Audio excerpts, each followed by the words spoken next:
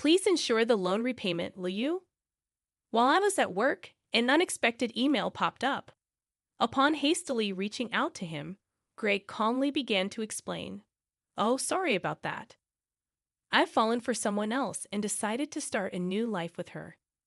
Furthermore, he revealed his plan to take the luxury car recently purchased in my name with a loan. Despite my attempts to dissuade him, my husband ignored me, abruptly ended the call, and became unreachable.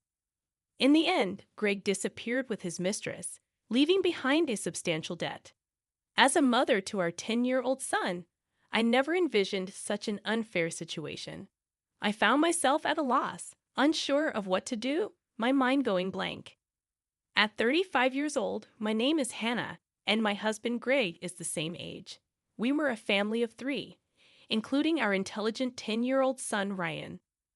Ryan had displayed remarkable intelligence from a young age, reading papers on the computer and seeking my opinion on complex topics.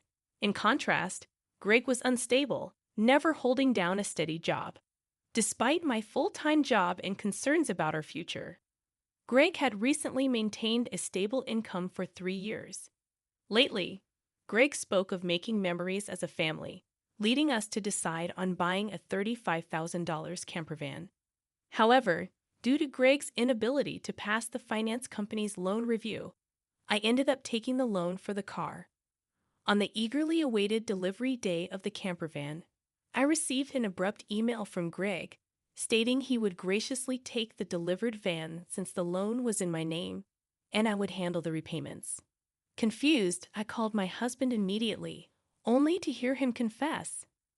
Well, I've fallen in love with another woman and decided to date her. I intended it to be just a fling, but it turned serious, so I'm thinking of starting over my life with her. Bye. He mentioned the divorce papers we had discussed during a previous fight, declared he would file them, and unilaterally ended the call. This exchange marked the first time I realized I had been betrayed by Greg, a shocking blow. Subsequent attempts to contact him yielded no response. When I returned home from work and checked the drawer where the divorce papers should have been, they were already gone, leaving me burdened with a significant debt from a $35,000 car loan. Despite my repeated attempts to reach out to my husband through emails and calls, I never received a reply. Ryan, noticing my unusual behavior, came to check on me with concern after dinner. Mom, what's wrong? You haven't been eating much lately. Are you okay? Yeah, maybe. I'm just tired. When people lie, they look up to the right. Lying is bad. I've noticed Dad hasn't been home for 3 days. Did something happen between you two? Startled by Ryan's sharp words, I took a deep breath to calm myself. Feeling that I could no longer hide the truth, I decided to tell Ryan everything. I see. It's just like Dad to do something like that. Aren't you sad? No, I kind of understood from how things were going. Ryan, seemingly foreseeing the future, appeared unconcerned about our parents' divorce, but I knew he must feel sad about it in his heart. While silently apologizing to Ryan in my mind, I worked desperately, trying not to think about the dreadful events. However, my body was honest, and gradually my health deteriorated. There was a training session planned at work that day, but I couldn't stand up and ended up squatting down. Sorry, I can't stand up right now. I need to take a break. I heard my colleagues' voices full of concern, but I couldn't respond and collapsed. When I regained consciousness, I found myself in a hospital room. I received a diagnosis from the doctor that I needed detailed examinations, and I was admitted to the hospital.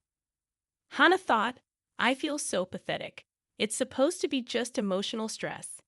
Looking at the IV drip in my arm and the white ceiling of the hospital room, tears naturally started to flow. At that moment, Ryan, who is usually calm, rushed into the room with an extremely worried look, prompting me to quickly wipe away my tears. Mom, what happened?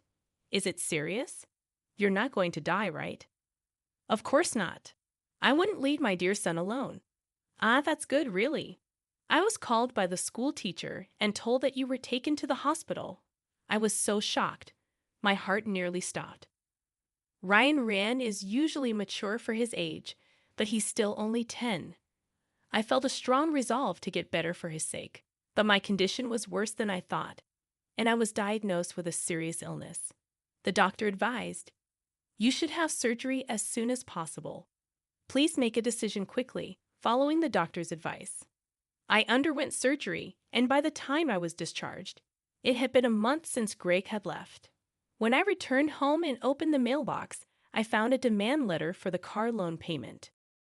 Hannah thought the repayment should have been automatically deducted from my account. In panic, I checked the account balance with my cash card, and the balance, originally $20,000, was now only $33.90. Hannah thought, "Greg did this. I want to ask him to return the money, but I can't contact him. What should I do? Since I don't have the camper van, I can't sell it." After Greg left, everything seemed to be going in a bad direction, and my mood sank deeper. Seeing me saddened by my series of misfortunes, Ryan put his hand on my forehead. "You look pale. Are you feeling sick again? You don't seem to have a fever, though." "I'm fine physically, but you see, your father not only took the car, but also all the money we had saved. I can't work yet due to my physical condition, and now we have no money. I'm at a loss." "I see. Then I'll deliver newspapers, and I'll search the internet to see if there's any work I can do." Encouraged by my 10-year-old son, I told myself that it wasn't the time to be down. "Sorry for worrying you. I can't afford to be weak. I'll change my mindset and try to do whatever I can," I said, smiling at him. Ryan also smiled back and then said something unexpected. "Let's plan how to get the car back from Dad." "How can we do that? The camper van is in your name, right?" "Yes, but what about it?" "Then maybe we can?" Ryan suggested an idea that I couldn't even imagine. I had never thought such an idea could exist. "Also, I have no idea where your father is." "Then let's check on my phone." A month ago, once when we went hiking as a family, surprisingly, Ryan, who is usually very reliable, got lost. At that time, we bought a kid's cell phone on Ryan's suggestion and installed a GPS app on it, which both Greg and I could access. With this app, I can see where Dad is in real time, and he's been moving around a lot. "Oh, is that so? But what if we find him, and he just says something vague and escapes again?" As I pondered this, Ryan smiled and made an intriguing suggestion. "Don't worry, I've already taken precautions." "What did you just say?" To my astonishment, Ryan had acted independently while I was in the hospital, achieving something unbelievable. I thought, I can't believe such a smart child came from me. Understanding Ryan's words, I was simply amazed. He had even caught wind of Greg's mistress. "All right, let's teach Dad who betrayed us a lesson." "Okay, let's start the plan right away." Together, my son and I prepared for that moment. Hannah thought, "With Ryan by my side, I'm invincible. Bring it on, anywhere, anytime." 3 days later, my phone rang. "Ah, it's me. Please, I need your help."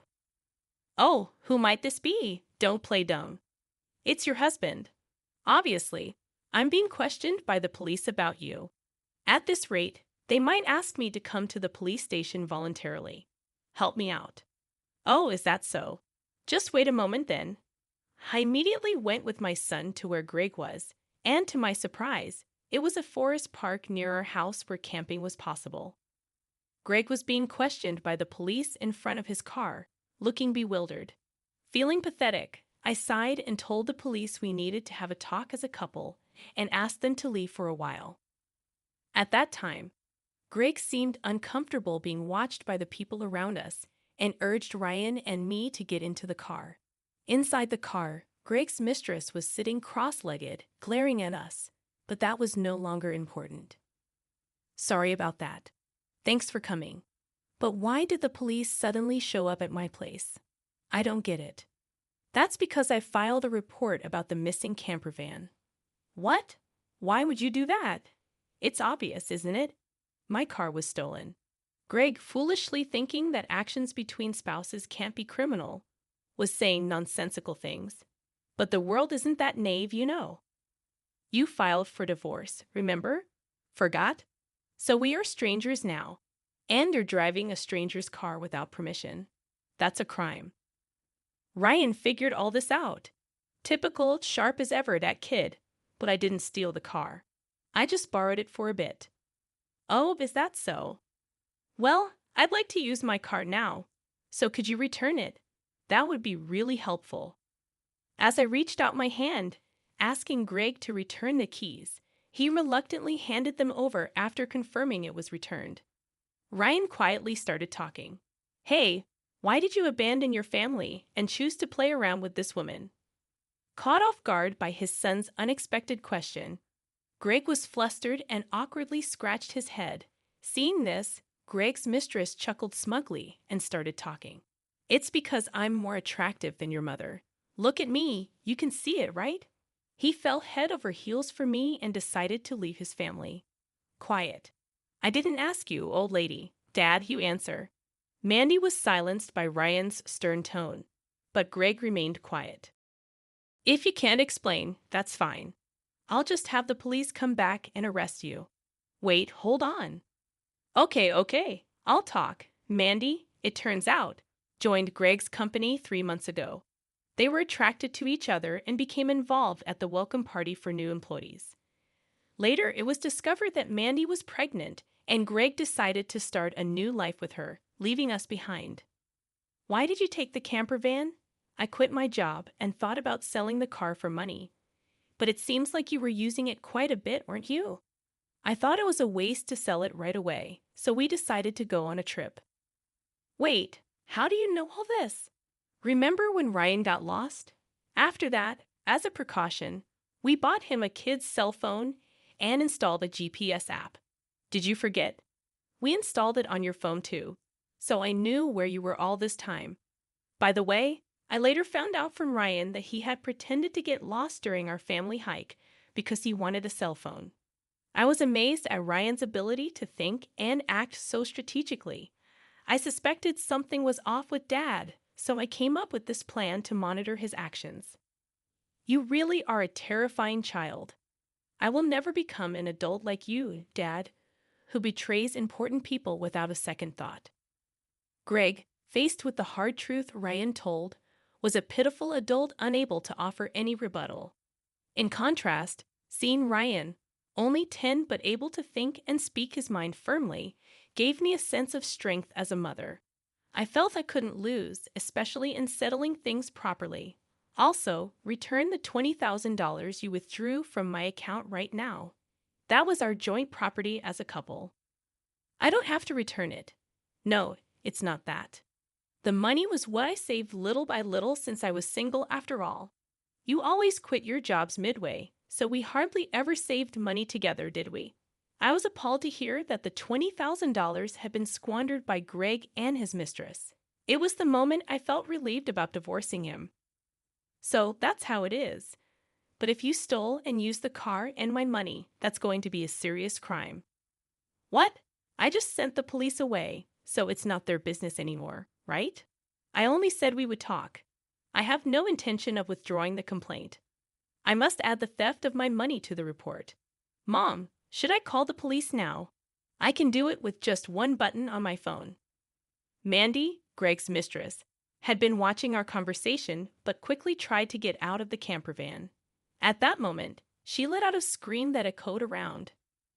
The reason was that outside the car door, Mandy's parents were standing there, faces red with anger, about to explode in fury. Startled, she stepped back as her parents yelled at her. Ah, I'm sorry. Don't be so angry. But why are you here, Mom and Dad? I called your parents beforehand. What? Why? The truth was, during my hospital stay, Ryan had visited Greg's office and tearfully told them, my dad left the house with a woman we don't know, and my mom collapsed. Seeing Ryan's sorrowful and frail state, the people at Greg's office suspected Mandy, who had left the company with Greg, and gave Ryan her parents' address. Greg and Mandy had been overly friendly at the office, and there were photos showing them together at the welcome party for new employees, looking like a couple. After learning from the office people that you commuted from your parents' house, Mandy's parents were standing there, faces red with anger. I went there with your photo, and your parents came out when I visited. Then I told them everything that had happened. So today, I contacted Mandy's parents and asked them to wait nearby for a while. How could you do this to me? The worst. I don't want to hear that from you. That's my line. By the way, your stomach seems quite big. When is the baby due? In 3 months. What? Wait a minute. That doesn't add up with when you met my husband. You two met only 3 months ago, right? What's going on? It's not time for the baby to be born yet. Greg, hearing this for the first time, stared at Mandy, eyes wide. Wait, what does that mean?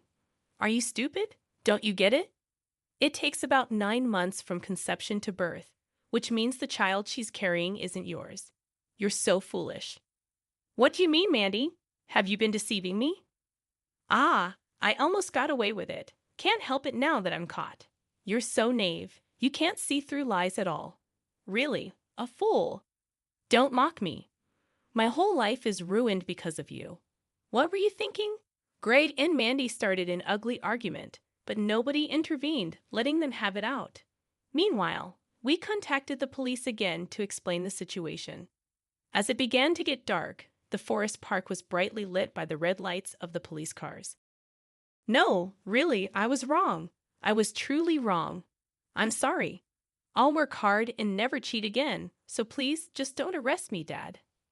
People don't change that easily, especially lazy people like you. Exactly, Ryan's right.